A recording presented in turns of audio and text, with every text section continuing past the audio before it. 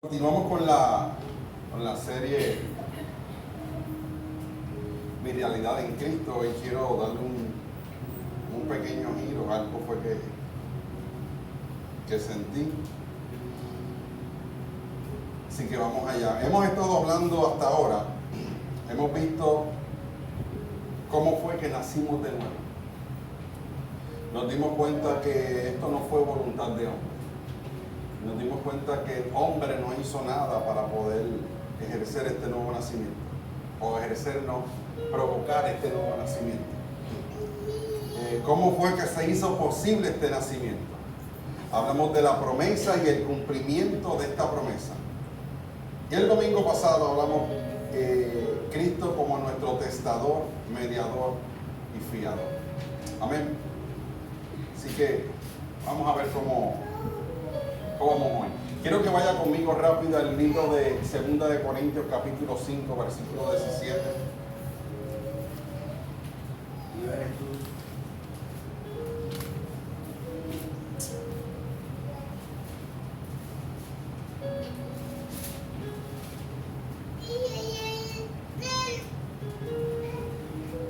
Amén. Padre, en el nombre de Jesús te doy gracias, Señor, por tu palabra. Te pido que me ayudes a ministrarla, Padre Celestial. Te pido que tu sabiduría fluya por mí, Padre Eterno. Te pido que pueda predicar con sencillez y con denuedo, Padre amado, y que pueda ser entendido entre mis hermanos para la edificación del cuerpo. En el nombre de Jesús. Amén. De modo que si alguno está en Cristo. Es interesante porque para poder llegar a la segunda parte que va a decir el apóstol Pablo, primero se tiene que estar en Cristo. Mira, de modo que si alguno está en Cristo, nueva criatura es. O sea que la certeza, la realidad, el hecho de que seamos una nueva creación es porque estamos en Cristo. Amén. Mira cómo sigue diciendo, nueva criatura es, las cosas viejas pasaron y aquí todas son hechas nuevas. Y todo esto proviene de Dios, quien nos reconcilió consigo mismo por Cristo y nos dio el ministerio de la reconciliación. ¿Qué nos dio? Que Dios estaba en Cristo reconciliando consigo al mundo, no tomándoles en cuenta a los hombres sus pecados, y nos encargó a nosotros la palabra de reconciliación. Viste que tienes el ministerio y tienes la palabra de reconciliación. Así que somos embajadores en nombre de Cristo. Como si Dios rogase por medio de nosotros, os rogamos en nombre de Cristo, reconciliaos con Dios. Cuando yo veo este texto, muchas veces lo vemos y solamente pensamos en la nueva creación y en la nueva naturaleza, pero no vemos en la posición que nos están poniendo. Valga la redundancia. Pero mira la posición, porque siempre decimos, porque toda persona que está en Cristo, nueva criatura es, se acabó. Todas las cosas viejas pasaron, todas son hechas nuevas. Pero mira, si no se da cuenta, hay una demanda por ser una nueva criatura. Hay algo que se te está entregando por ser una nueva criatura y dice, quien nos reconcilió consigo mismo por Cristo y nos dio, o sea, te entregaron algo. Te entregaron el ministerio de reconciliación. Te lo entregaron para que tú pudieras halagarte y decir, yo tengo el ministerio de reconciliación. ¿Te lo entregaron para eso? No. Después continúa diciendo que te entregaron la palabra de reconciliación. ¿Verdad? Vamos a ver dónde está. Estaba en Cristo reconciliando consigo el mundo, no tomándoles en cuenta a los hombres sus pecados, y nos encargó a nosotros la palabra de la reconciliación. Así que somos embajadores. Cuando tú lees estas dos cosas y luego vas al versículo 20, si no me equivoco ese es el versículo 20, que dice, así que somos embajadores, te está diciendo tú eres un representante de esta nueva creación. Tú eres un representante de lo que tú comienzas a vivir de hoy en adelante. Enrique, ¿por qué esto es tan importante? Porque te pueden poner en una posición y usted nunca ejercerla. Nunca ejercerla. Creo que el domingo pasado decía, es ridículo que Dios te dé una palabra y que la palabra sea camina a la derecha y a ti te dé la gana de caminar para la izquierda. Pues aquí tenemos una palabra de ser representantes de Él, y yo creo que muchas veces no somos conscientes de la representación que nosotros tenemos. Muchas veces andamos y pensamos, hoy es domingo, hoy es día de culto, oye, pues mi familia me lleva por años. Mira, para la persona venir a lo que es la congregación se ha convertido algo como tradición. Es algo que mi familia lo hace, yo lo hago. Mi hermano lo hace, yo lo hago. Pero la realidad es que cuando tú entiendes en la posición que nos tienen, cuando te dicen, te encargué, te di el ministerio de la reconciliación, y este ministerio carga la palabra de reconciliación. Por eso ahora eres embajador en nombre de Cristo, como si Dios, escucha, como si Dios rogase por medio de ti que el mundo se reconciliara. Ahora yo quiero que tú veas la perspectiva que yo quiero traer hoy. Cuando usted se está sentando en ese lugar, cuando usted se está sentando en una silla, usted vino a sentarse en la congregación de los santos. En la congregación de los santos, yo quiero que usted piense que cada vez que usted viene aquí, es como si fuéramos a escuchar unas reglas, algo que tenemos que hacer, como cuando el Senado se reúne, cuando el legislador se reúne, cuando el diputado se reúne, cuando el presidente está con todo el mundo. ¿Qué es lo que hay? Sillas. Y en esas sillas le dicen a la persona, de hoy en adelante esto va a correr de esta manera. Y cuando ellos salen de ese lugar, salen para que esas instrucciones se cumplan. O sea que cada vez que usted venga aquí, usted no venga con la mentalidad de que voy a ir a la iglesia a ver qué Dios me puede dar hoy. No es que Dios no lo pueda hacer, pero yo quiero que usted entienda que ya Dios te lo dio todo. Necesitas conocer qué fue lo que te dio y vas a entrar por esa puerta. Simplemente decir, ¿cuáles serán las instrucciones que el Padre tiene para mí? ¿Cuáles serán las instrucciones que el libro de Hechos, creo que es que lo dice de esta manera, que estaban reunidos ellos todos congregados y el Espíritu dijo, sepárame a Pablo y a Bernabé.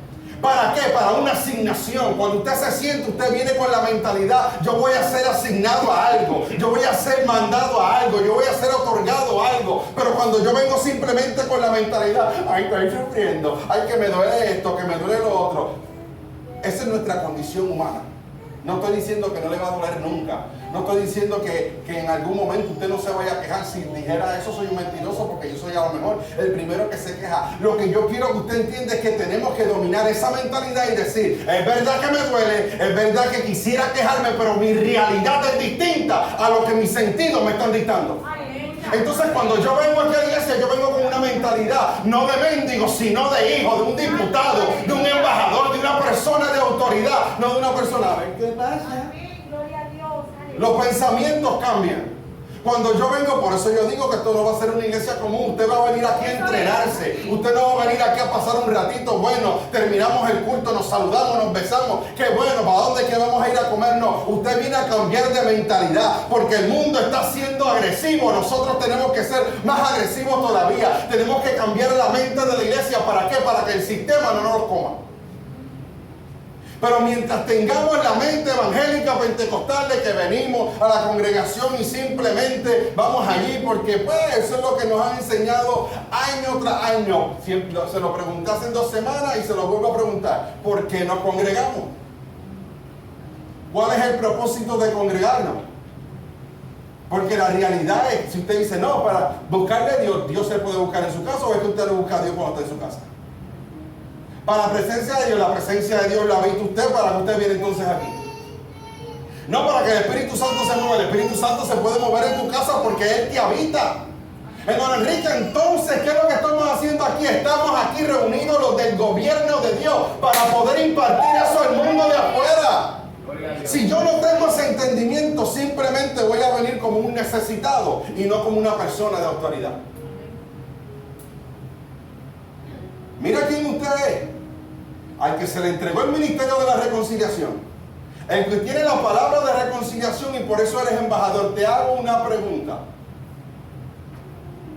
¿Estás funcionando en el ministerio de la reconciliación?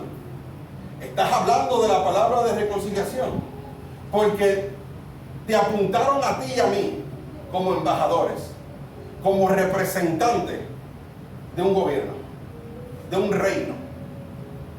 En otras palabras, están poniendo la confianza en que usted y yo podemos transformar con su palabra a todos los que nos rodean.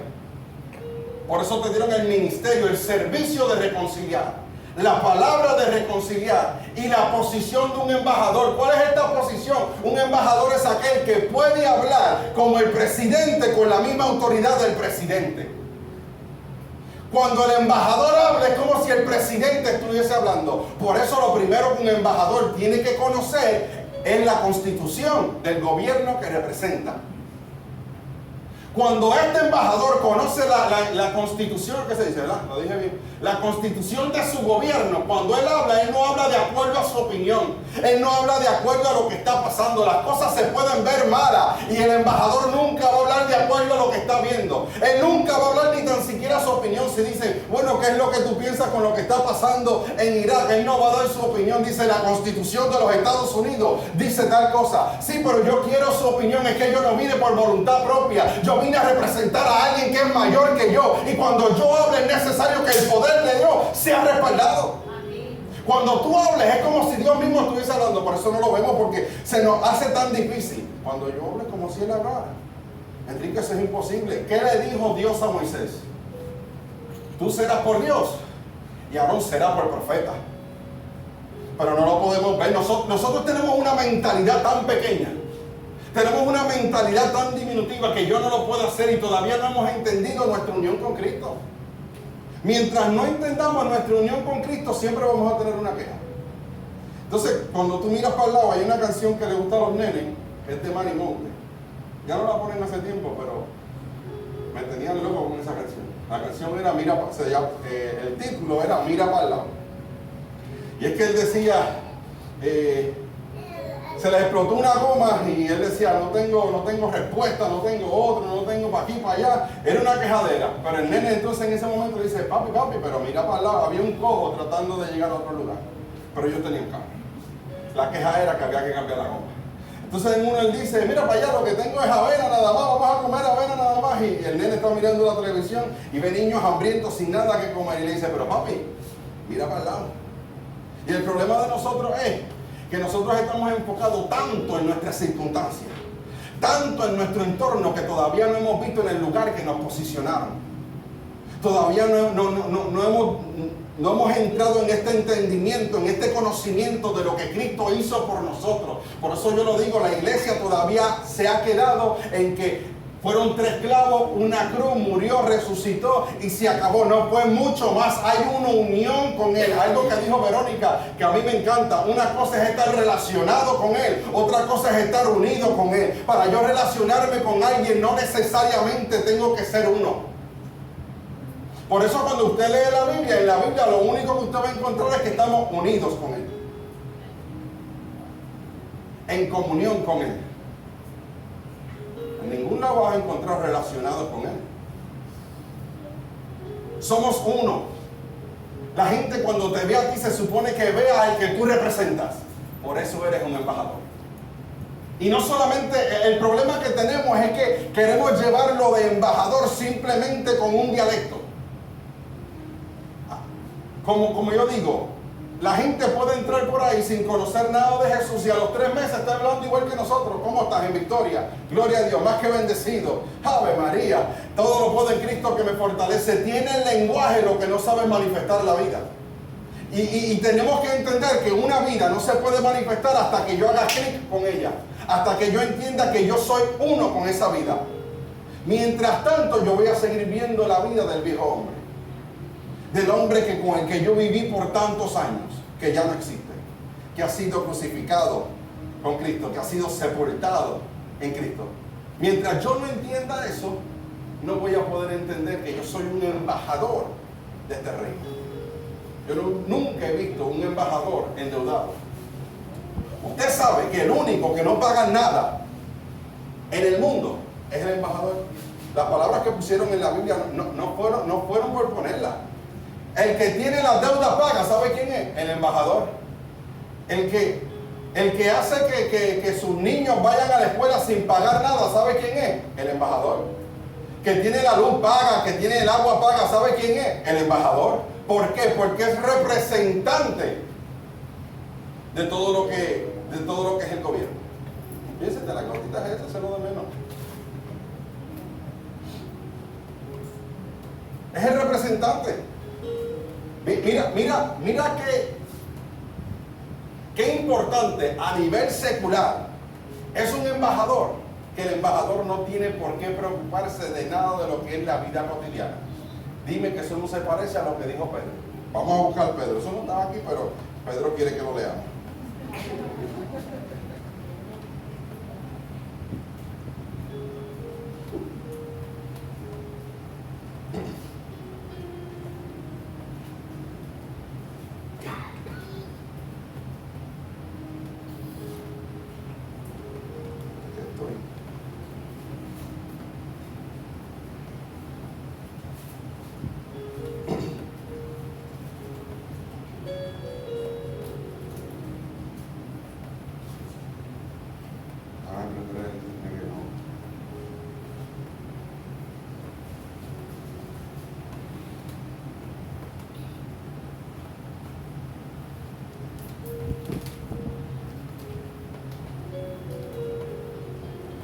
Ahí está.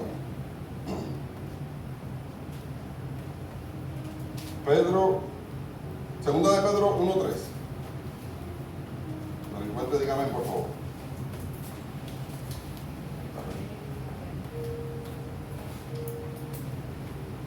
Mira lo que dice.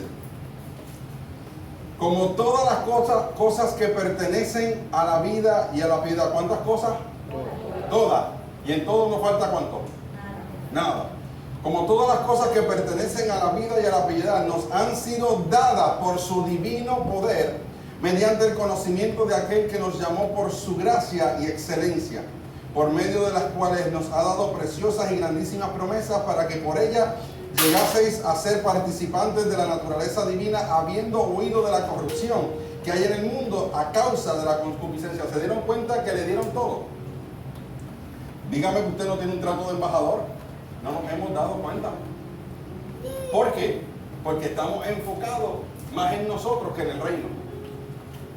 Cuando nos enfocamos más en nosotros que en el reino, ¿sabe qué puede suceder? Caer en depresión. ¿No me cree? Pregúntale a Elías. De hecho, Elías pensó que era el único profeta que había. Ay, Dios mío, que no hay más nadie, solo quedo yo. No. Cuando tú leas, había más de 5,000, más de 6,000 profetas por ahí. Ahora, cuando él se tranquilizó, ¿qué Dios hizo? Lo alimentó, lo sustentó. Por eso David puede decir, joven fui y he envejecido, y no he visto justo desamparado, ni su simiente que mendigue pan. Si a David, un hombre muerto espiritualmente, no le faltó nada, porque usted y a mí sí. Porque siempre tenemos la mentalidad de que si yo no lo hago, me va a faltar.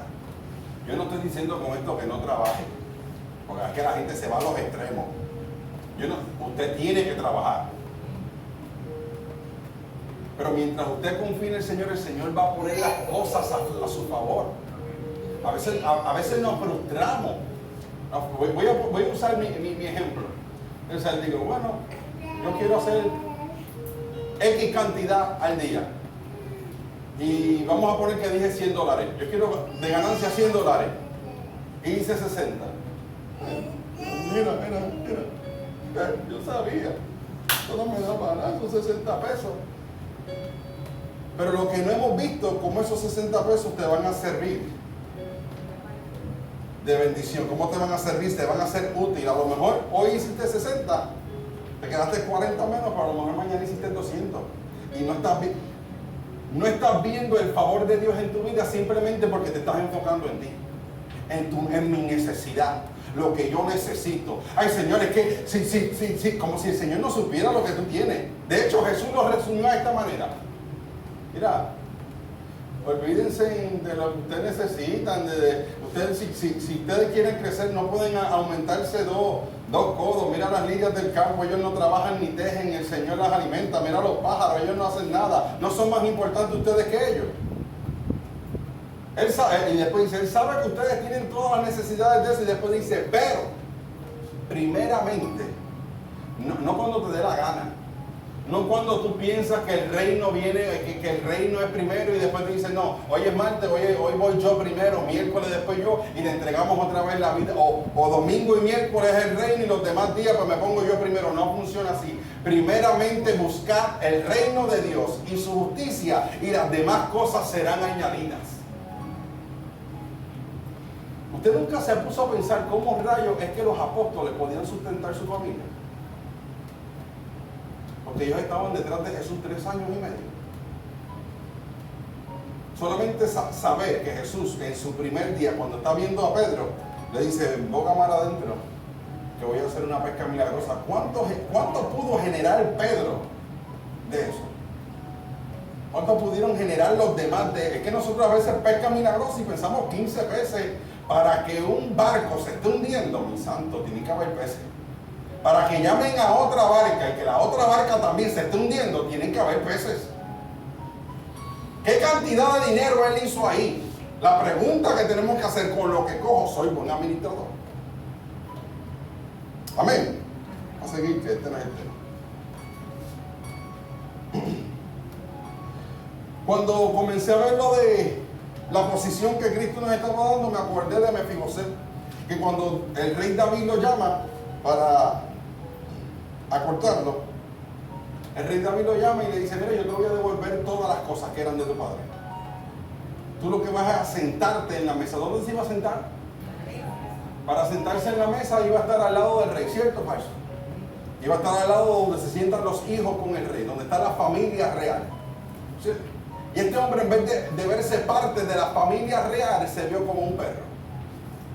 Y muchas veces nosotros, teniendo la posición de hijos, teniendo una posición de autoridad, teniendo el ministerio de la reconciliación, teniendo la palabra de reconciliación y teniendo la posición de embajador de un reino, todavía nos seguimos viendo como si no hubiésemos nacido de nuevo.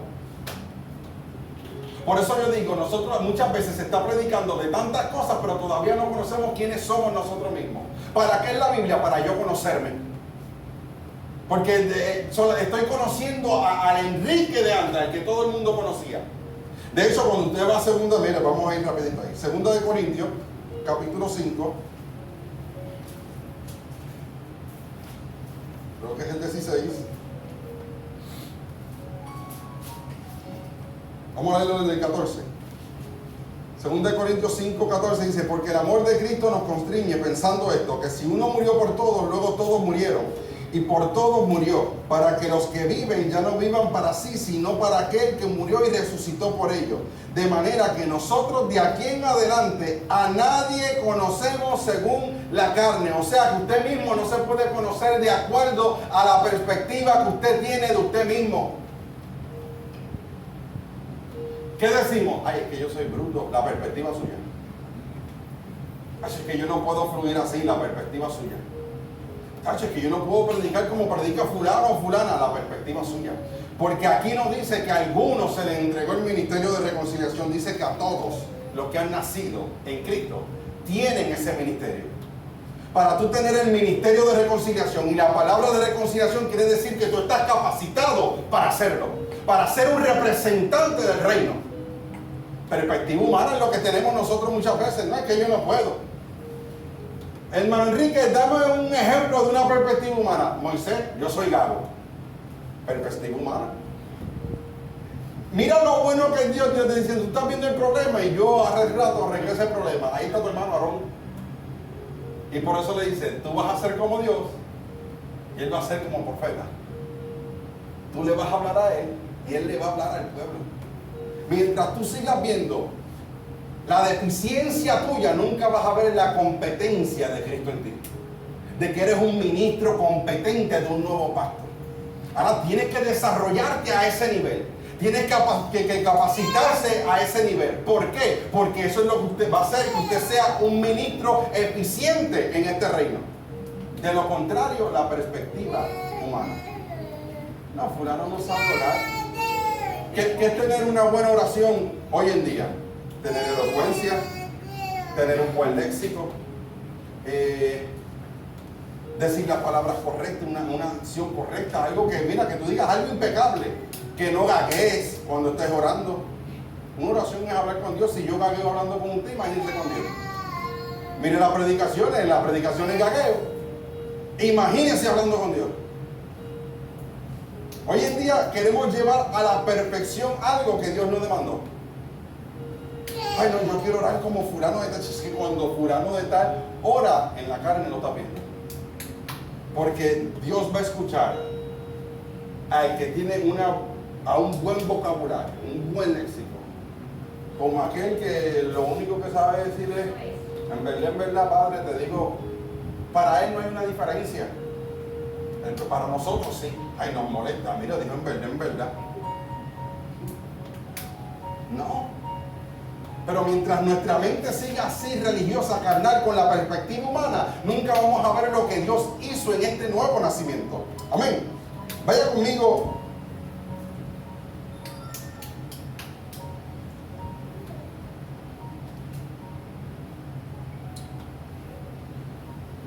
¿Qué decía? No voy a ningún lado. Génesis 1 del 27 al 28 dice: y creó Dios al hombre a su imagen, y a imagen de Dios los creó, varón y hembra los creó. Y los bendijo Dios. ¿Qué hizo Dios? Los bendijo y les dijo: fructificad, multiplicad, llenad la tierra y sojuzgadla, y señorear en los peces del mar, en las aves de los cielos y en las bestias que se mueven sobre la tierra. Algo que me es interesante es que Dios bendijo a Adán y a Eva antes de que Adán y Eva pudieran hacer algo. Desde el inicio de la creación nos está mostrando de que Dios bendijo a Adán y Eva antes de que Adán y Eva hicieran algo. Hoy en día estamos diciendo: tienes que hacer algo para que Dios te bendiga. Yo quiero que usted entienda algo. Una vez Dios te bendice, te acepta. Una vez te acepta, te posiciona. Cuando tú ves aquí, Dios está asignando a Adán y Eva para que reinen, para que gobiernen, para que sojuzguen, para una asignación que tenían aquí en el cielo. Digo, aquí en la tierra. Mire, desde el principio lo está haciendo. Dime que eso no se parece a Efesios capítulo 1, vaya conmigo, versículo 3.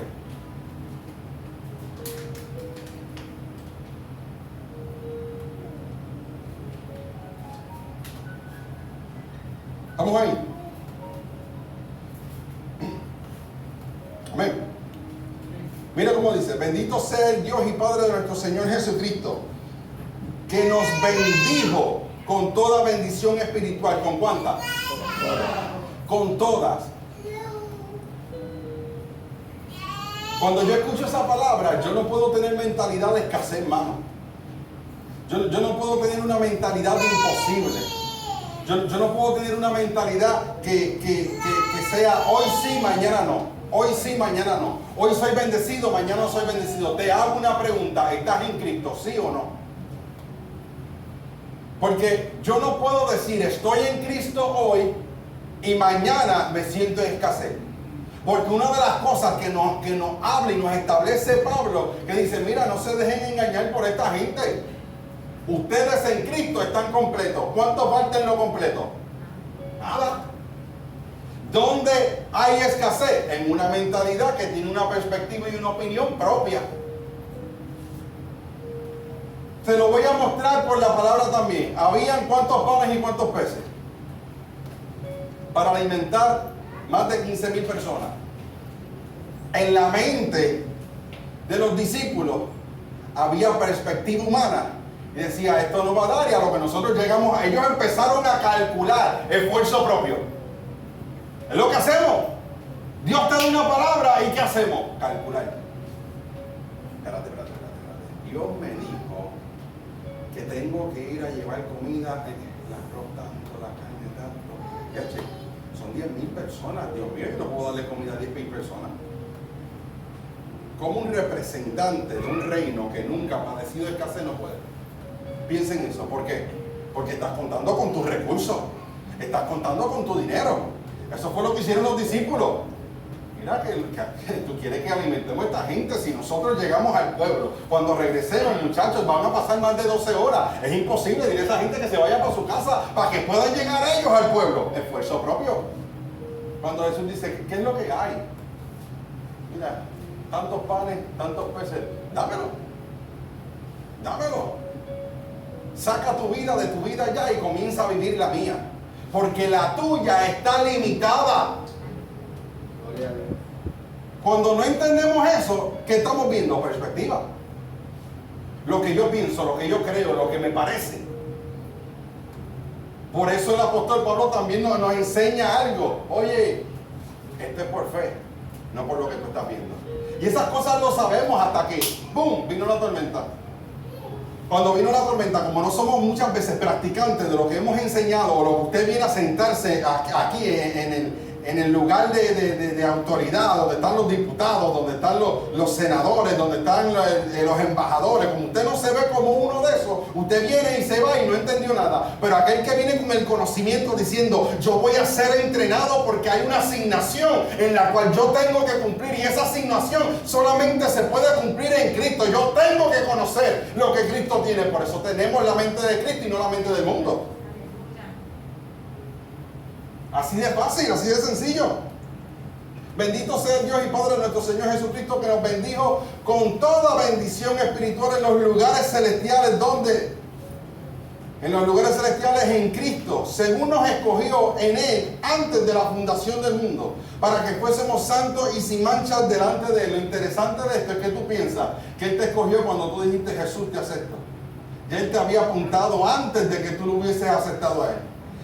Mira, cuando tú entiendes esto, tus fracasos no te frustran.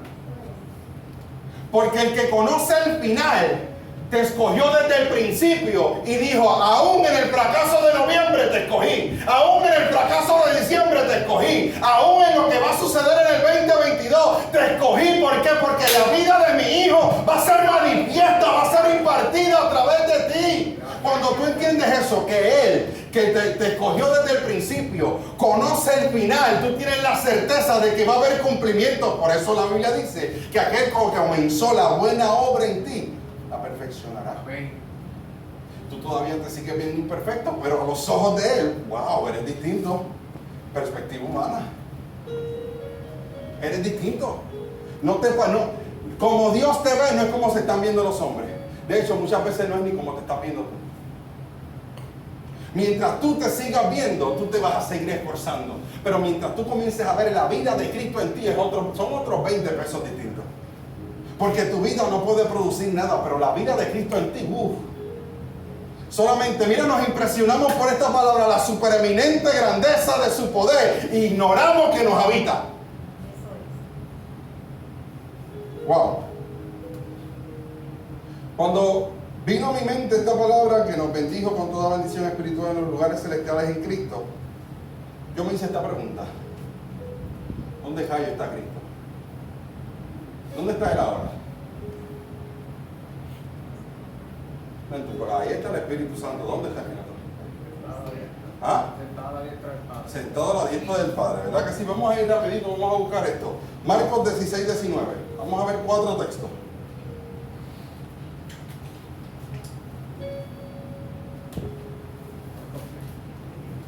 Marcos 16, 19. Media hora más y terminamos. Amén.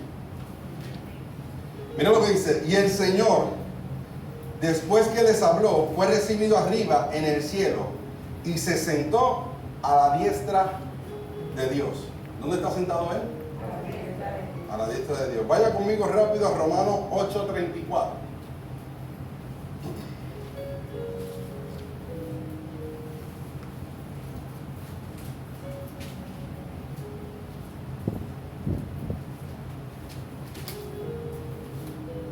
Amén.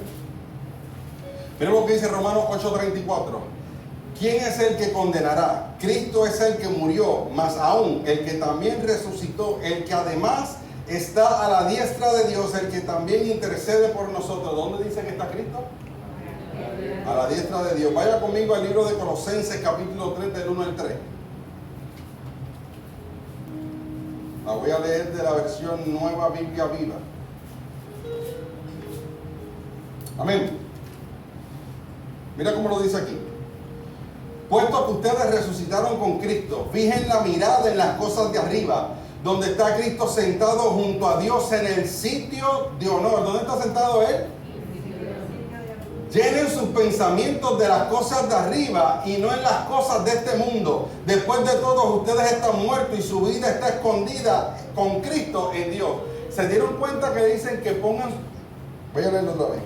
Llenen sus pensamientos de las cosas de arriba y no en las cosas de este mundo. Se está dando cuenta que le está diciendo, tú estás sentado en el lugar donde se establecen las leyes, donde se establecen las normas, donde se establecen los estatutos. No vivas bajo los estatutos de un sistema que te quiere esclavizar. Aleluya.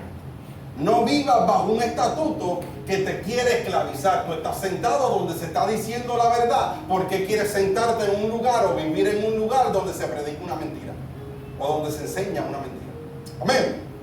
Vamos a ir a 1 de Pedro 3:22.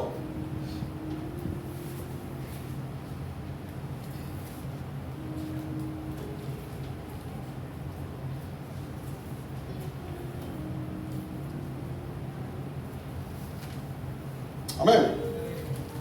Es lo que dice 1 de Pedro 3:22. Ahora Cristo ha ido al cielo. Él está sentado en el lugar de honor, al lado de Dios. Y todos los ángeles, las autoridades y los poderes aceptan su autoridad. ¿Dónde está Él? A la diestra de Dios. Él está sentado en el lugar de honor, al lado de Dios.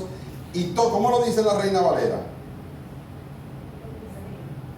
En habiendo subido al cielo, está a la diestra de Dios, y a Él están sujetos ángeles, autoridades y potestades. Mira todo lo que está sujeto a Él. Seguimos. Antes de ir a la otra parte, esto que yo estoy hablando, esto lo vio el profeta Isaías en el capítulo 6. El capítulo 6 de Isaías, versículo 1 y 2 dice: en el año que murió el rey Usías, vi yo al Señor sentado sobre un trono alto y sublime, y sus faldas llenaban el templo. Por encima de él había serafines. Cada uno tenía 6 alas, con 2 cubrían su rostro, con 2 cubrían sus pies, y con 2 volaban. Mira lo que vio el rey Usías. Está interesante porque el rey Usías no vio ni el templo. El rey Usías vio el trono. Digo, el rey Usías no, Isaías. Vio el trono. Y busqué algo. Puse aquí: el trono expresa autoridad, poder, reino y gobierno. Donde hay un trono, o lo que nosotros llamamos trono, tiene que haber una silla. Es lo que expresa el trono. Hace 3.000 años antes de Cristo fue creada la silla, y según los investigadores fue un escriba babilonio. Y desde que se creó se utilizó para dar a entender que el que se sentaba ahí tenía toda autoridad, y se reunía un consejo para poder dictar las leyes y estatutos que el rey establecía. A mí me encanta esto. Vaya conmigo ahora a Efesios 2, capítulo 5, versículo 6.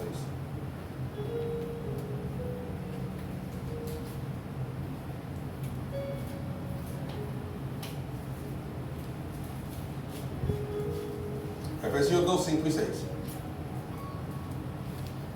Efesios capítulo 2, estamos ahí. Dice: aún estando nosotros muertos en pecado, nos dio vida juntamente con Cristo. Por gracia sois salvos. Y juntamente con Él nos resucitó, y asimismo nos hizo sentar en los lugares celestiales con Cristo Jesús. ¿Dónde usted está sentado? En el lugar donde se dictan las leyes. En el lugar donde la autoridad es la fuente de autoridad, es ese lugar. Ahora tengo una pregunta: ¿por qué usted está sentado juntamente con Cristo allí? ¿No sabe? Alguien que diga lo que sea. ¿Por qué qué? Murió por nosotros. Eso es una verdad, pero ¿por qué? ¿Hay una razón específica por qué usted está ahí sentado? Porque estamos en... ¿Por qué qué? Estamos en Cristo. Porque estamos en Cristo, eso es una verdad, pero hay algo todavía más allá. También, todo lo que están diciendo está bien. Es que usted tiene que entender que usted es uno, y lo que es uno no se separa. Por eso cuando Saulo va a perseguir a la iglesia, Jesús se presenta y dice: es a mí que tú me persigues. Pero cuando tú usas la lógica, tú dices: no, tú estás persiguiendo a la iglesia. Pero es que Cristo no se ve como dos. Tú y yo nos vemos como dos. Pero Cristo se ve como uno con la iglesia. Cristo se ve como la cabeza de la iglesia. Por eso muchas veces decimos que la iglesia está perdiendo. Es imposible, porque Cristo no sabe perder. Estamos allí en lugares celestiales porque donde esté Cristo tiene que estar la iglesia. ¿Qué dice el libro de Apocalipsis? Cuando presenta una iglesia victoriosa, el Espíritu y la novia dicen ven. No dice el Espíritu solamente. ¿Por qué? Porque donde está el novio está ella. Porque somos uno. Uno. Todo lo que dijeron está bien, porque Él murió, Él resucitó, porque estamos en Cristo. Pero tenemos que entender que tenemos que pasar no solamente de que estoy en Cristo, sino que también que soy uno con Él. Porque nos hemos quedado, yo estoy en Cristo y Cristo está aquí y yo estoy acá. No, yo soy uno. Donde Él está, yo estoy. Como Él puede operar, yo puedo operar. Por eso 1 de Juan, capítulo 4, versículo 17 nos dice, esta es la confianza que tenemos en el día vamos a buscarlo para no decirte un disparate. 1 de Juan 4:17. Dice, en esto se ha perfeccionado el amor en nosotros para que tengamos confianza en el día del juicio. Pues como Él es, así somos nosotros en este mundo. ¿Se dieron cuenta? No que usted va a ser, sino que ya usted lo es. Pero si usted no entra a poder entrenar su mente de que como Él es, usted es, siempre va a tener una perspectiva humana y de hombre caído. Va a seguir viéndose.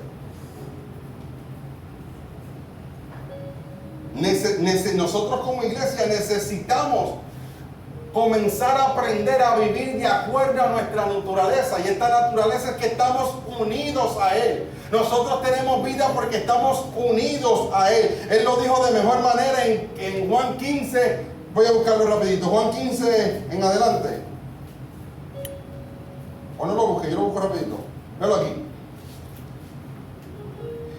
Del 3 al 8. Ya vosotros estáis limpios por la palabra que os he hablado.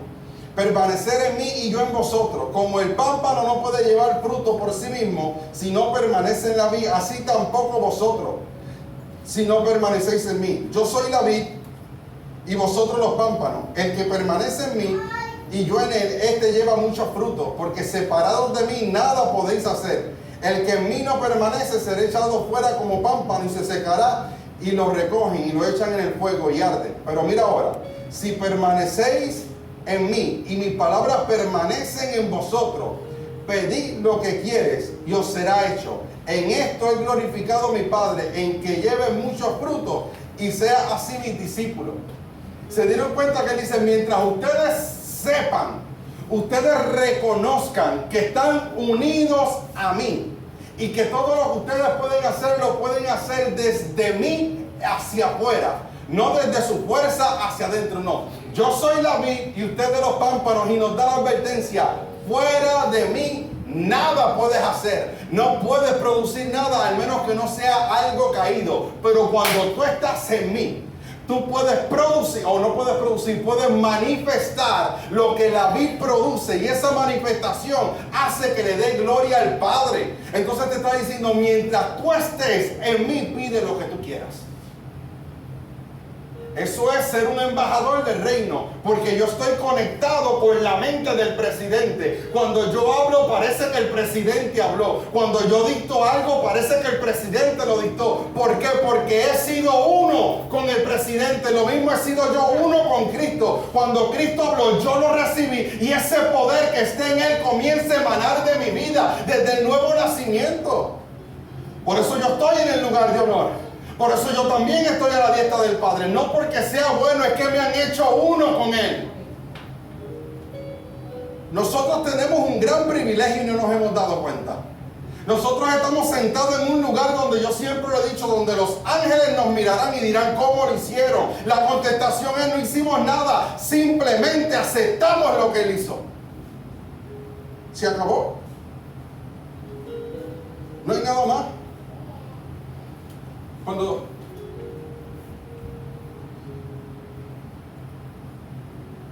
tú estudias el tabernáculo, te das cuenta que el tabernáculo tiene de todo menos una silla.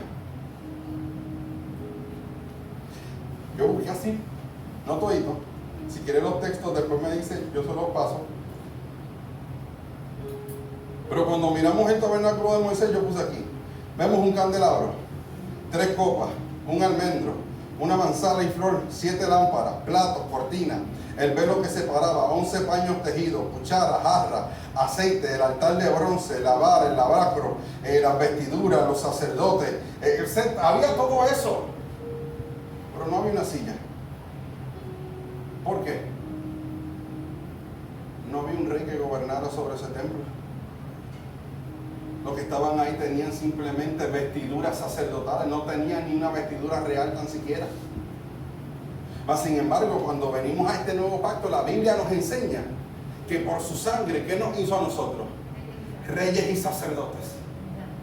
Mira, vamos a buscar toda la información que tenemos, porque la información que este pacto tiene nos pone en una posición que tú mismo dices, wow, yo no sabía que esa era la autoridad que se me había entregado.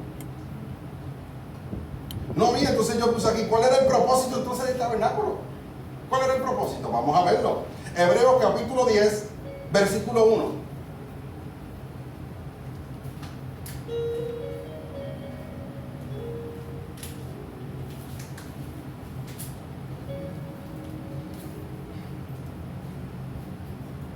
Amén. Estamos ahí. Mira lo que dice, porque la ley, teniendo la sombra de los bienes venideros. ¿Qué tenía la ley? La sombra de los bienes venideros. ¿Se dieron cuenta que no tenía los bienes venideros? Dice, porque la ley, teniendo la sombra, no lo verdadero, la ley teniendo la sombra de los bienes venideros, no la imagen misma de las cosas, nunca puede, ¿cuánto dice ahí?